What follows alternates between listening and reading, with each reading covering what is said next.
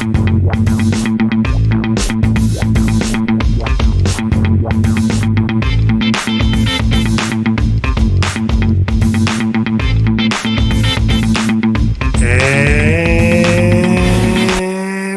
to Education, Leadership, and Beyond, Surviving and Thriving. My name is Andrew Murata, host of the program, and it is show number 191. Happy to be live here on Facebook, proud member of the Education Podcast Network, as well as Voice Ed Radio Canada, or wherever you are listening or watching. Excited to be on show number 191. I love my guests. I love meeting new people. But it's always special when you have an award-winning principal on, right? It's like, wow, you got the best of the best here. Today, we are going to meet Jenn Halter. Jenn is the 2021 Principal of the Year in Florida. And I'm excited to meet Jenn and talk with Jenn, right? Being an award-winning principal is one thing. Being an award-winning principal during a pandemic is even something greater. So we are going to meet Jenn from Florida here in a moment. Happy to be rolling show number 191. I want to thank today's sponsor of the program, Halvesies Cookies. If you haven't tasted them yet, check them out, halvesiescookies.com.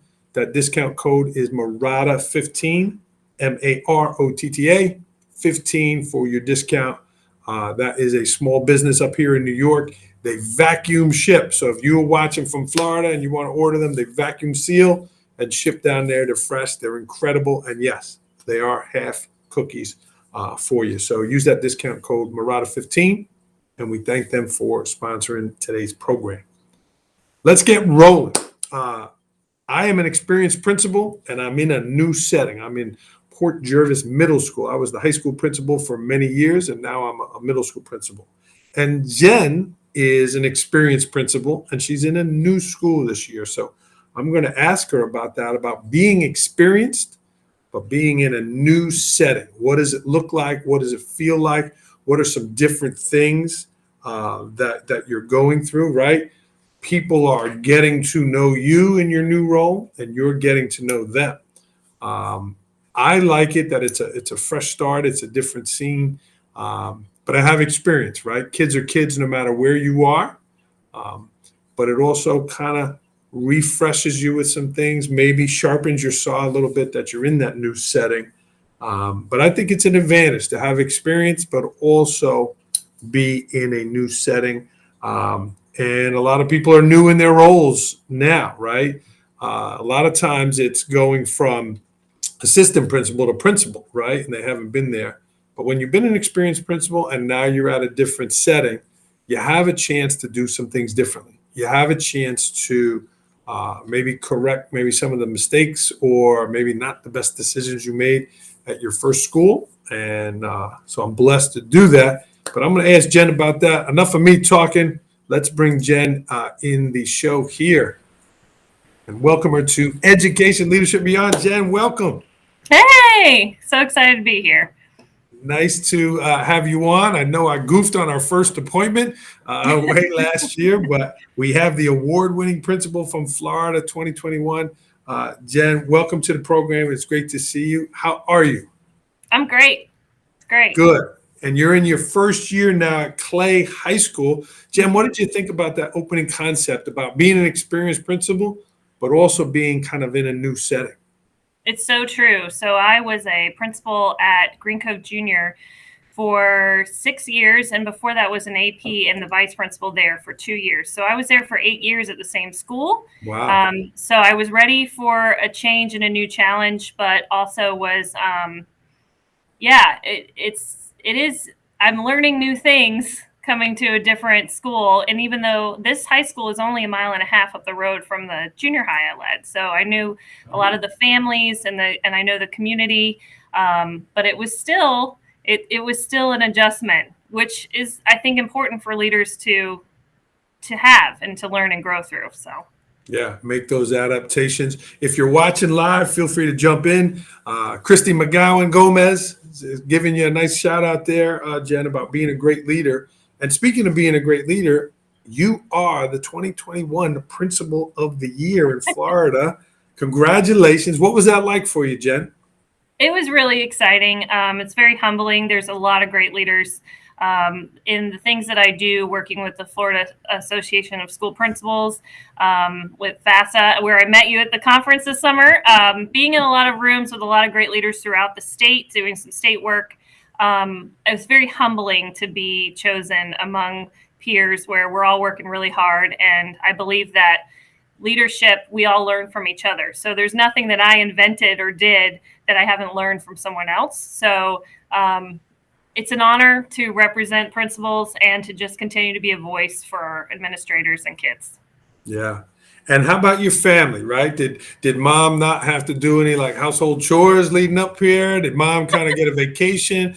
What what did that mean for you and your family? So I come from a line of some educators. My dad actually just popped on. That's Chris Pryor. He was a Nice. principal and a teacher. My aunts are educators. I'm married to a teacher. So it's been great for my immediate family. We have two daughters who I think it's very important for them to see strong women leaders and to also see the support that surrounds leaders. I was at a conference one time where they actually made the spouses of the principals and administrators stand up and they cheered them on and said thank you. And it's so true because I can't do what I do without the support of my husband and my family, because there's a lot of late nights. There's a lot of things that we, sometimes we don't always give our best to our people. Being a principal, you come home and you're exhausted and sometimes you don't even want to unpack that day with them, right? So it's very important. And I think it's important for us as leaders to say thank you to that because we need that support to continue to do the things we do. Awesome. And kudos to your family. And Dad, congratulations to you. If you want to ask your daughter a tough questions, put it up there and we'll get it to her. And if you want to reveal any secrets that she doesn't want you to do on a worldwide podcast, feel free to do that too, Dad. But Jenn, I know the answers, right? I know it's a team effort. I know it was the school and your people and all of that, right? But I want to know like some specifics, Jenn. Really, you led some great charges. You led some great initiatives. So what were some of the specifics that you think helped you win that award? So the couple things when you look at your school and you see what the needs are, one of the things I noticed was parent voice. There was a lack of parent voice with my community. And so I started a parent volunteer organization, which is basically a PTA without paying the dues. You name it something else. So we got this group together and just listened to the parents. As a parent myself, I want to know, what do parents need? Just even having them tell me, how could I run open house better? What were their concerns? How can I make sure that we calm, as you run a middle school now, they're scared to send their kids to middle school. So what can I do to calm that transition for the parents as well as the kids? Another thing is I noticed one of the feeder schools to my school is a Title I school and was currently in state correction. It was a D feeder school. And so we're an A school that continued to grow in student achievement every single year. But we had 100 kids coming from that school that were level ones in both reading and math. So they were extremely deficient. And it's not their fault. But we have to think of ways differently to meet kids' needs. And so we got the staff together. It's an amazing staff at Green Cove Junior. And I put the numbers up and said, all right, we've done the same thing for years and years with getting the same results. And they're different kids. So it's probably us, right? It's probably the way we do things. So how do we fix this system so that we're providing supports for kids while they're in front of us? Because these aren't the kids that are going to stay for tutoring, right? After school.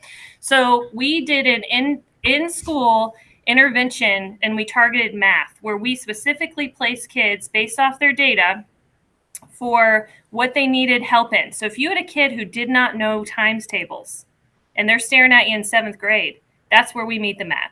So we had classes set up strategically to build those blocks so that they could learn the skills that then led them to that grade level standard.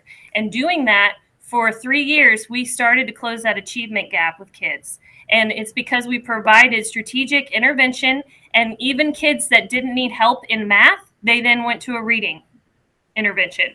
And I sent a letter home to parents that just told them everybody's working on something. I'm Hmm. working on something. Everybody's working on something. So this is the time once a week for an hour that we're going to meet those needs in ways that we know they're not going to stay for tutoring or come in early. And so my teachers worked really, really hard, but we met kids in ways that we hadn't before. And I think that's part of our system, is that we've got to look at things differently and find ways that we can meet kids' needs. And when you do that, you see amazing results. Good for you. That sounds like an amazing thing that you did there, and kudos to you and the staff there for doing that. Jenn, you came from a line of principals. Your father was a principal and a principal supervisor, and he's watching now. What were some of the things that you took from your father and now you're doing as a school leader yourself? Well, my dad is very funny, and he's got the dad jokes. I'm sure you've heard some dad jokes in your day, but he did a newsletter, and I learned that from the principal I worked at before him as well. They do a newsletter, and so instead of wasting faculty meetings, you do a newsletter every week. And part of it is I put in some jokes in there so that the staff, they're at the bottom, so they actually have to read the whole thing to get something, but enjoyable. But so just listening to your people, taking care of your people. My dad is a big musician, and so I know that he's always going to ask me about band. He remember one time he came to a football game, and first thing he noticed was the trumpet, or the tuba was old. And I'm like, Dad, a tuba costs $6,000. He's like, I don't care, figure it out. So he always is looking at ways. It's a fresh set of eyes when he walks a building with me to see what can I continually work on fixing. And he's great with scheduling. And so first thing when I got to high school this summer was I brought him in to help me look at the schedule in ways that I had done scheduling for years, but now a little bigger of a, you ran a high school. So just him helping me understand, what do you need to change and what do you leave alone? And so, that's great. He helps a lot. And sometimes he tells me, do that differently next time. And sometimes he tells me I did an okay job. So Notice she said, okay, John, never a great job. Okay, yeah. Jenn, how about outside of school, right? To do this job and do it well, you have to take care of yourself. It's a marathon, not a sprint. You have a young family. What were some of the things, maybe advice that he gave you to take care of yourself and your personal life outside of school? So he actually tells my husband to take care of me. So I really appreciate that, because he does tell him how hard this job is, and to help understand that when I need downtime, and just to support that. And I think part of it is I don't like to rest or sit still, and so a Sunday afternoon, just sitting there playing a game with the kids, or just binging some TV shows, I have to tell myself it's okay to do that, because you just need to turn it off sometimes. I do a lot of walking, and I'm a verbal processor. So sometimes if I can share it with my husband, he's in the school system. So there's some things I can't share with him. But just walking and processing and talking through some things is a huge help. So it's hard to turn it off, isn't it? It's hard to relax. But, Well, yeah. you're all in, right? You're thinking about it all the time, and you're invested, and that's why you're an award-winning principal. I think the walking is a great technique. I do a lot of voice memos that way. I wrote half the book talking to text. Oh, But yeah, just to help process it. But I don't think that's a bad thing, right? I got ADD. It's a superpower, not a disability, and I try to use that to help do a great job. But good for you and good for your dad to be that support for you. Jenn, you're in a new setting this year. We spoke a little bit about that. What are some of the things that maybe you are doing a little bit different in your new setting? so this school is the original Clay High School for Clay County, the original high school. And so coming in, I knew that there were a lot of traditions here. And one of the things is to just sit back and listen. Having come from the last school, I was assistant principal, knew and was part of the work in moving that school along. Here I'm walking in as the new person. And the also a dynamic is I'm the first principal at this school that did not come up through the ranks of teacher. at the school. And so Mm. it's very important that I know that and that I value listening to Mhm. why do we do the things we do here? What's the importance? What's the story behind it? And be very careful about if the tradition needs to be tweaked a little bit because of things have changed in 50 years. I have to be very careful about talking to all the stakeholders, listening to everyone, and then weighing, is this truly something that does need to be changed and why? And then communicating that. Here's the data. Here's why we should tweak it. Here's what we should do instead. Are you on board with that? Are you okay with it? And so, and also, they talk about, I worked with a vice principal who was amazing, Kristen Russo. She's a principal in the county now. And she used to tell me, you're going to cash in some chips today, right? Like when you have to have those tough conversations with staff and you've worked on developing those relationships with them, when you have to have a tough conversation and say something like, we're going to need to tweak this tradition, you can cash those chips in. Mhm. Well, I'm earning my chips right now. I'm developing relationships with people, and that's so important because they're not going to work for you and they're not going to buy into you until they know that you're all in with them. And so right now I've been here 6 months. I feel like I'm really making some great relationships with the staff. And it's important to do. That's the number one thing. We're in the people business. So if you're not going to take time to do that, then I'm not in the right job. So it's kind of what Great. Yeah, great answer. Somebody told me, Jen, again, I'm in a new setting also. Don't take down a wall that you don't know why it was built.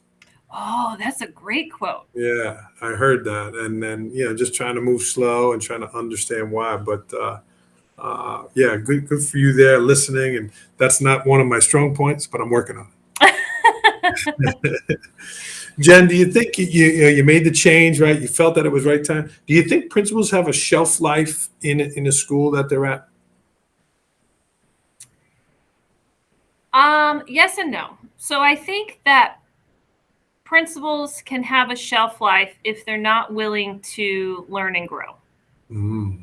So we have to continually adapt. And I do think that principals can be moved to different schools. I think that they need new challenges sometimes. But as far as a shelf life as in the role, only if they're refusing to continue to be lifelong learners and adapt to the way they need to lead. And as we, the principal role 10 years ago is completely different than it is today. I mean, 2 years ago, before the pandemic, right? So we're continuing to adapt. And if you're not doing that as a leader, then that's your shelf life. Mm-hmm.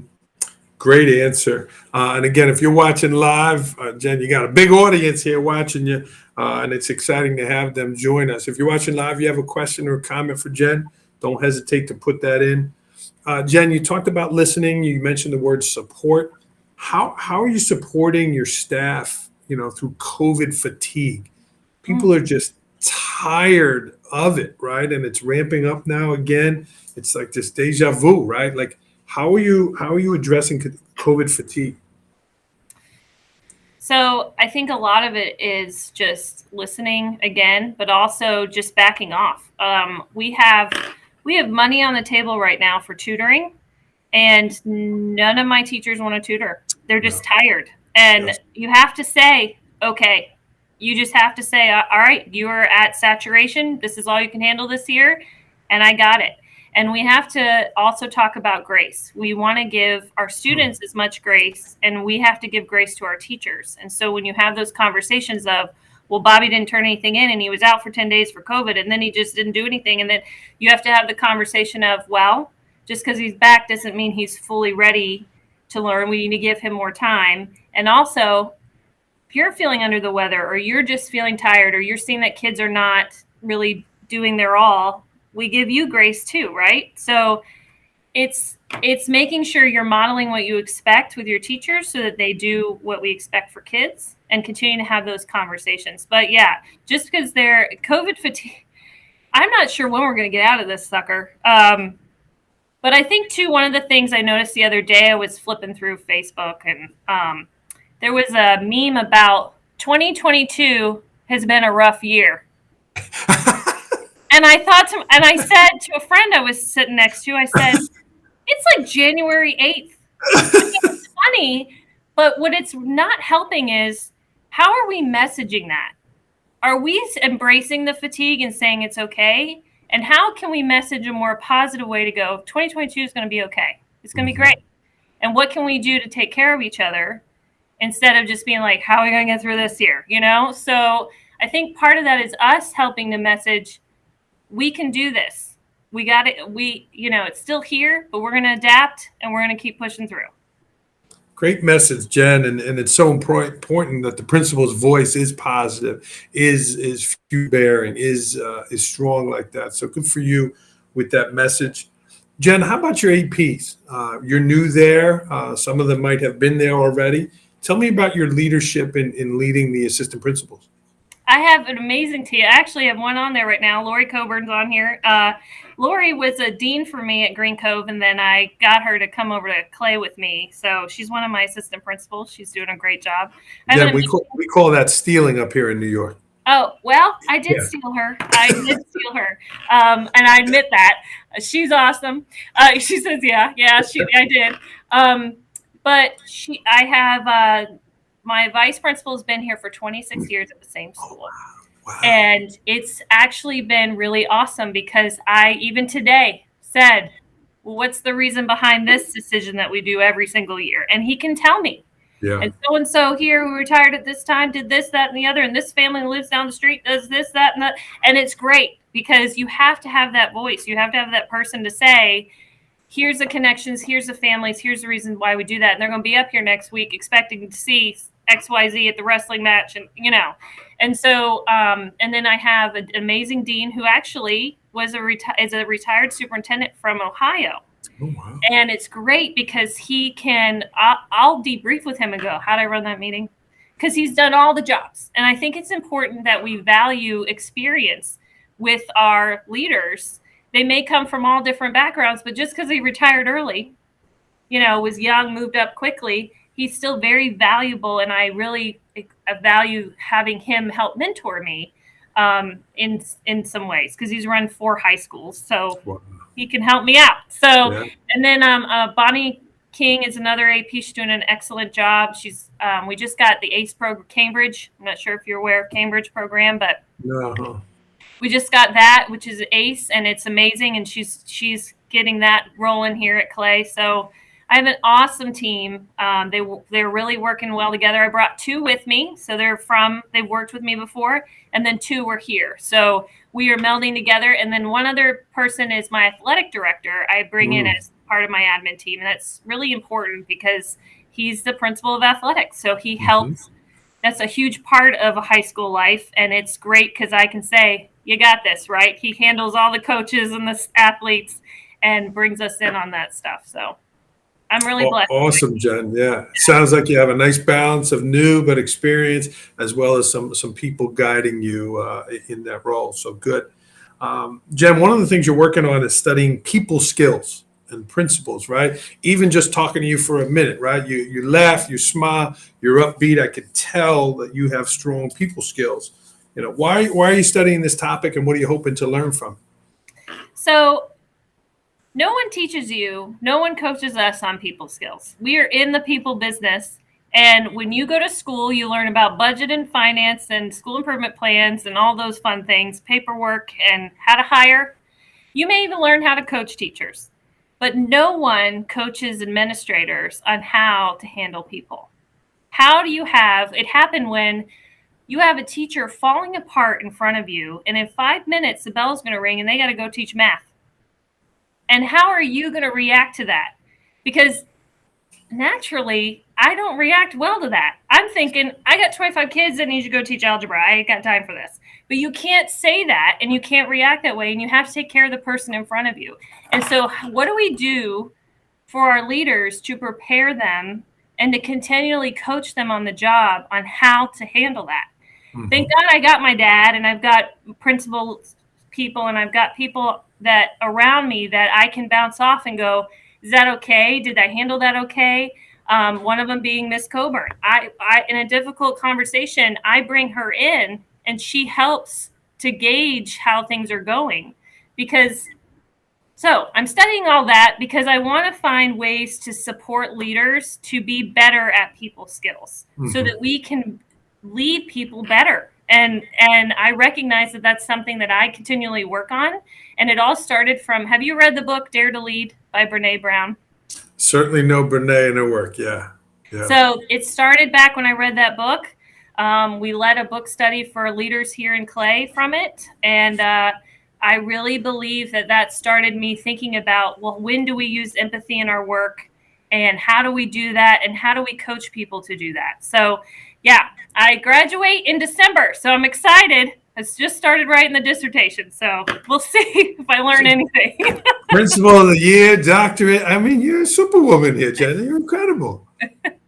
Good stuff. Good stuff. And I agree, right? So much of it is that building that comfort and connection with people. You can just, it's that first impression, the thin slicing of that connection with people. And it sounds like you certainly are moving in the right direction. So kudos to you.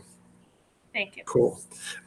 Jenn, tell me about budgeting your time. You're a busy high school principal. Again, daughters, your husband's an educator. Tell me some skills or some techniques you use to kind of block out time, schedule time. I got on the podcast here, boom, you were there, right? You're organized with your time. Tell me about some strategies you use to be successful. Well, we have a family calendar that's on the wall. So as you have talked, you have duty nights too, right? So you're covering basketball or whatever. And so we put on the board when we're out, what's going on, who needs to drop the kids off at soccer, things like that. During the high school day, there really isn't any downtime at all. So whatever work that gets done is in the afternoon, the quiet hours after everybody goes before the next event happens. So I actually live by a planner. I'm a big paper girl. I don't know if you like paper, but it's right here. If you can see it. There you go. Yeah. But everything lives by this calendar. My family actually jokes that I can't spontaneously do anything. It has to be planned well in advance or it's not happening. So it's just trying to find, you got to plan for it. If you're not going to be intentional, it's not going to happen. So working out, writing for your dissertation, any of that has to be scheduled. And so I love a good plan, so I'm pretty good at that. So yeah, that's so important. You're writing it down. You're being intentional about your time, and finding that balance between paper and electronic. Right. I have this. Right. I'm planning, but I'm also I also got the old school book here. So you gotta find that balance. Absolutely. And you mentioned exercise, Jenn. Where do you fit that in? Is that something you try to do in the morning? Are you an early person? Are you walking in between the games? What are you doing? Well, the other night I had a soccer game. I did 8 miles around the track, 3 hours of soccer. They were actually laughing at me. They're like, "What are you doing?" It was cold.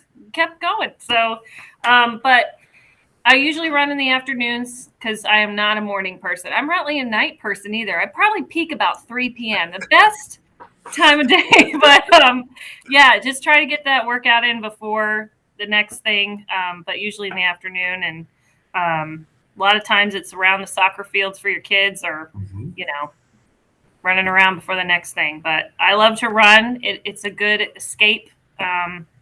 Put on some music and try to not think about work for a few minutes. Yeah. Well, Michelle White's got good advice. Maybe do some voice to text for your dissertation. I know. I'm going to have to talk to you about what app do you use? Just Google Docs. Really? Just Google Docs. Yeah. All those blogs you read, all that stuff, talk to text, and it needs some cleaning up. Yeah. Okay. Yeah. I'll have to try that. Voice memos, emails, so time is money. Yeah. See, I learned. Thank you. That's right. Jenn, is there something that I didn't ask you that you wanted to talk about or touch on? So what's your goal? Where do you see yourself in 5 years? Wow, look at her flipping it around on me. Jenn's running her own podcast now. No, thank you, Jenn. Thank you. See, look, you're pushing other people, thinking about other people. Nah, me, Jen. I mean, we met down at FASA, and Michelle's watching here, the director. What a great experience, right? I felt like Florida and New York are like cousins. You know, there were so many New Yorkers down there. But I love working with principals. I love writing. I love where I'm at. But I'm still a practicing principal, right? And this is my first my first love, my first job, my real responsibilities, and that's secondary. But one day I'm going to do that eventually. You know, I'm going to do that. I've looked at when my retirement age is and where I can go with that. But I got my third book coming out this spring, Tales from the Hardwood, and Nice. I'm enjoying the writing. Right, you're writing for your dissertation now, and you know, I enjoy the writing and the presenting and making connections with people like you. Right, you were the award-winning principal. We connected, and you took the opportunity to come on. So, but that's my kind of goal and niche where I'm at with that. Yeah. Cool. So, how about you? I mean, you're going to be looking, you're getting your doctorate, you're a new principal there. Do you think one day that you might want to be as a superintendent or something like that? That's the plan. Hopefully, I want to learn a lot here at Clay High, and my girls will be coming to Clay High. So, excited to see that happen. And then eventually would love to be a superintendent in Florida. And who knows if it's here or somewhere else in Florida, but just continue to learn and grow and see the bigger landscape that I can help affect for students. So Sure. Jen, is your daughter's, is that something that they're looking forward to, that mom is going to be their high school principal, or is it like, oh they're my so God? no, they're excited. They're so excited. They already got their Clay High gear. They wear it all the time, and it's been really fun to bring them to some football games and have them come around the school, and they think it's great. So it's really exciting to see that, and they'll be here soon. So a couple years. Wow. Yeah. Mm-hmm. Well, that's good for you, and it'll also help you kind of combine those worlds a little bit. Being on the same schedule as them, and raising teenagers is hard enough, but they're a little closer to you, so good for you. Cool. Yeah. All right. Well, Jen, let's get to rapid fire here. These are quick fire questions. The first answer that comes to you. Are you ready? Okay. Here we go. Last book you read. The Evening in the Morning by Ken Follett. Good for you, reading a little fiction. Yeah. I think that's Christmas important. break. Yeah, that was it. yeah. So many people. I love the John Grisham books. I've read every one of them, and you always want to read, leadership books and things. But it's so important to read fiction. So good for you. Last movie you saw? Sing 2 with the kids. Yeah, it was cute. Yeah. Favorite place to travel? Georgia mountains. Mm-hmm. Where is that? What town? So I grew up. We had a cabin in Blairsville, North Georgia, right near the North Carolina border, and then we honeymooned up there. And so every other year we go up there and hike some mountains, and we have some favorite waterfalls we go to, and it's really fun to see the different stages of life. To go to a waterfall you went on your honeymoon, and then bring your kids there, and just as they grow, and so yeah, love it. Because you're northeast Florida, right? You're near Jacksonville, right? Yeah. Okay. So you're just heading a little bit north and west. So it's like 8-hour drive. Okay. Were you happy with Georgia winning last night? Is that good for you? Is that cool? I was asleep. Yeah. I was like 8:30. I'm in REM sleep. I don't know what's going on. But yeah, I mean, it wasn't Florida State, so I don't care. But we were rooting for Georgia because they were the underdog, and my husband told me he hadn't won since 1980, so he was very excited. So. Yeah, absolutely. Jen, how about a journal or a blog that you subscribe to? So I like the executive coaching from John Maxwell. It's like 15 minutes, and you can listen. I listen in the car on the way to work. Nice. Favorite stress reliever? Running. So important. Down there in Florida, nice to do with the weather. 8 degrees up here in New York, if anybody's wondering. So a little difficult to run outside today. I don't even know what that would feel like. We'll get you up here on a visit. Jen, you talked about a lot of your passions, things that do well, make you feel good. What's a pet peeve? What's something that bothers you? I don't like it when leaders don't ask questions. They just give you advice like you don't know what you're doing. And instead of ask the questions first, because it may surprise you what they have done or are doing or thinking, and then tailor your advice. If you want to give advice, that's great. Tailor your advice to what they actually need. Great answer. You mentioned so many great things about listening and asking questions. They're lucky to have you, Jen. 8 a.m. on Saturday morning, I feel, fill in the blank. Usually I feel accomplished because I've gotten up to go for a run, or I'm dragging kids to a soccer game. So either way, I'm busy. So It is a nice time though. You get the whole weekend in front of you. mm-hmm. Best purchase under $100 that has had a great impact on your life. So I love my planner and my AP's will app. It's from Day Designer, and it's like got little to-do list checklists on the side for each day, and it has my whole year already on there. So it was less than $100, and my whole world's on it. So The planner. Nobody touches the planner. no one touches the planner. You take it with you, or does it stay on your desk? It goes everywhere with me. Okay. All right. Very cool. You got a little sponsorship program going for them. Yeah.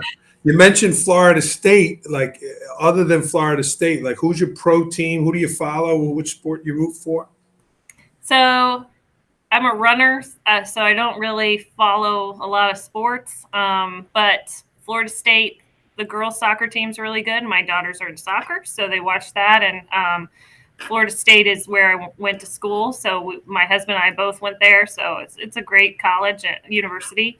So that's pretty much Jags are in Jacksonville. So I probably should mention them, but I'm not a big sports fan. I don't really have time for that. So the Clay High Blue Devils is probably my favorite. There you go. That's your team. Is the chop going to go away? Is that something that is going to disappear? No. Yeah. Tallahassee's your jam there. That's right. Very cool. Something about Jenn Halter that people do not know about. I don't know if they know. I have taken violin lessons since I was 5.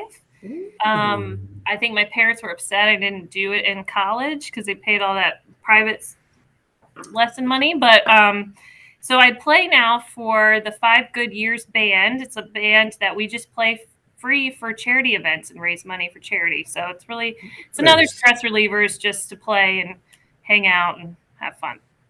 Well, I bet the announcements, the loudspeaker might want to hear a little violin play. Maybe get that going in the hallways at Clay. So I played for one of our course concerts. I surprised the kids and played a piece with them. So yeah, so that was really fun. Very cool. Jen, new school, you're getting your doctorate, you're this, you're that. What is there a new goal? Is there a new habit? I'm not a believer in New Year's resolutions, but is there something that you're saying, 2022, I'm going to? So we have some big goals. I say we because we're paying our house off this year, so that's a huge goal. It's been a long time coming, so it's a big deal. And I'm graduating, hopefully, with my doctorate in December. So this is a big year for me. And I turned 40 this year. So I'm like, it's a big year. So, yeah. Dr. Halter getting it done. Good for you. Good for you and your outlook on that. Jen, if people are, inspired here watching the show, that your energy, what would be the best way they could get in touch with you? So I'm on Twitter at Jenn Pryor Halter, all one. Facebook, you can find me on there, and track me down in Clay High School. You can email me and get in touch with me through that. So, Jen, you have a comment? A comment? Do you have a quote? Are you a quote person? You want to end this with a quote? I am. My quote today was pretty fabulous that I found from a former student of mine, Brianna Walters. She said it was, and when you get to where you're going, turn around and help her too. For there was a time not long ago when she was you. So wow. I think it's say that one more time. That was beautiful. So, and when you get to where you're going, turn around and help her too. For there was a time not long ago when she was you. Really and it's beautiful. Important. It's important that we continue to help each other, especially leaders, that we continue to foster new leaders and grow our leaders and Never forget where you came from and who you learned from. Yeah. Well, and you're doing that in Florida. You're doing that different places. And, it was really inspiring for me as a fellow principal to interview you today. So thank you. Thank you. Yeah. Well, and thanks for watching live, Michelle, Mr. Pryor. Congratulations. Lori, very smart of you to write something nice about your principal while she's on the podcast. She's smart. Good move there. Jen, stay on the line. Guys, this was show number 191, award-winning principal Jenn Halter here on Education, Leadership, and Beyond. If I can help you in any way, don't hesitate to reach out at Andrew Murata 21. We are going to sign off. Jenn, great job. Thank you. There we go.